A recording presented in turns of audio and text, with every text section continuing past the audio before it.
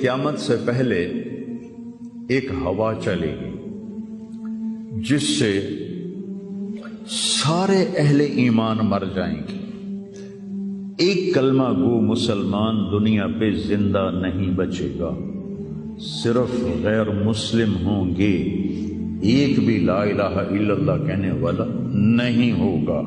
اور قیامت سے 30 سال پہلے، قیامت سے 30 سال پہلے بچے پیدا ہونے بند ہو جائیں گے کہ کسی بچے پر قیامت نہیں آئے گی.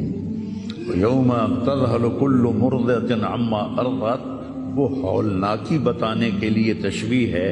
وہ یہ نہیں کہ ایسا ہو رہا ہوگا، کیونکہ بچہ تو کافر کا بھی ہو وہ معصوم ہے، مسلمان کا بھی ہو تو وہ معصوم ہے.